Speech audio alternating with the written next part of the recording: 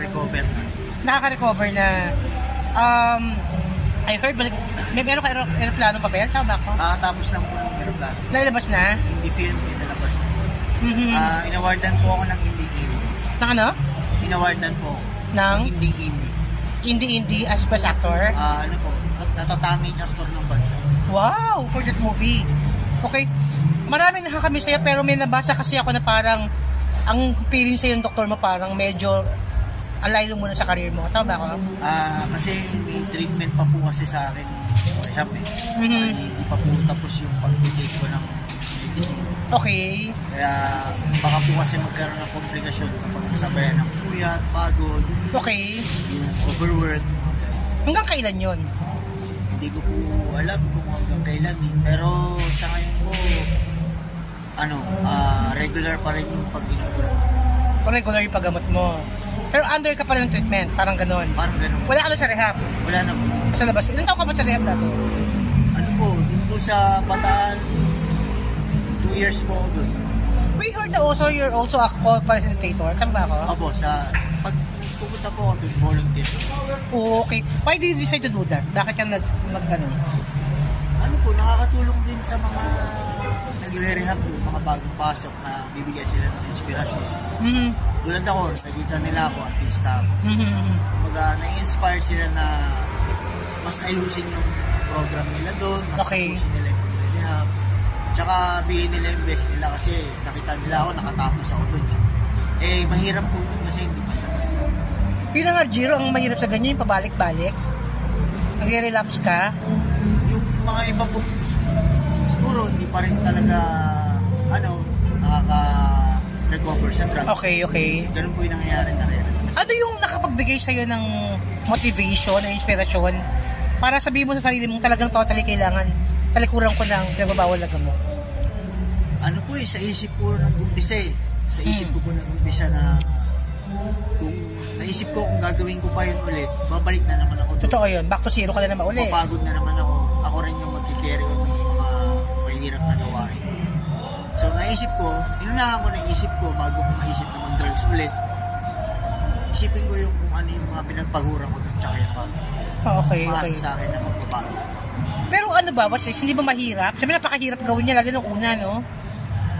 Yung una po, mahirap kasi nangyari po sa akin yun, pabalik-balik. Yun na nga eh. Okay. Tapos ito po, mga nakaraan lang, siguro mga last 2 years ago, gano'n. Ayun, going straight na ako, wala na. It's good. Hindi lang ko na. Kusa na lang nawala sa akin. Ikaw na mismo parang nag-decide ka for yourself. Yung parang conviction, yung... Ginawa ka ng Diyos yung dibdib ko na tama na, pagod ka na. Huwag ka na umasa sa mga masasamang bisyo. Oras na para baguhin mo yung sarili. Pakita mo na kaya mong magbuhay sa sarili mo mga ba. Ano yung lessons you learned from what happened? Yung talagang magtiwala sa pamilya tsaka prayers sa Diyos. Tapos paminsan-minsan magsimba-simba. Kailangan yun pagtiniwala sa Diyos. Keep in touch pa rin sa mga kamag-anak, sa mga kaibigan na trusted. Yun naman ang kailangan talaga eh. Pero Jiro, question ko sa'yo, si Miss Ai naging malapit din sa'yo yan, diba? May communication ko pa sa kanya ngayon? Sa ngayon po wala na, pero nagkita po kami ng birthday niya, in-interview po siya. Kailan yun? Hindi ko na po maalala. This year lang o? Last year po. Last year, okay. Napunta ka sa birthday niya, in-invite ka niya? Nag-guest po ako in-interview po siya rin Tito Boy. Tapos, napunta ka doon? Punta po ako, tapos nag-guest. Sa mismong kay Tito Boy, parang sinurprise mo siya? Doon po sa music box. Okay. Tapos, kamusta kayo doon? Nakita kayo? Naman, nagbatian naman po kami. Hindi naman po galit sa akin. Tsaka wala naman po akong dapat na ikabahala kasi believe nga po ako sa kanya dahil sa kabila ng mga nangyayari masaya siya para sa akin na nagbabago na. Yun naman yun. Wala ka rin sama na loob sa kanya? Wala po.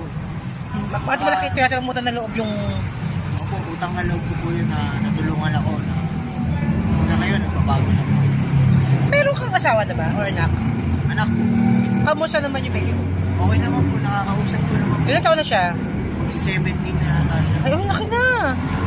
Nakanyo na yung baby? Nakanyo na yung babae? Nakanyo na yung bata? Nandun po sa mother niyo. Pero nagkakausap kayo lagi? Open yung communication? Yung anak ko po, nagkakausap po kami sa chat lang, messenger. Hindi ka nakikita? Hindi pa po. Nasaan siya? Nasa Quezon.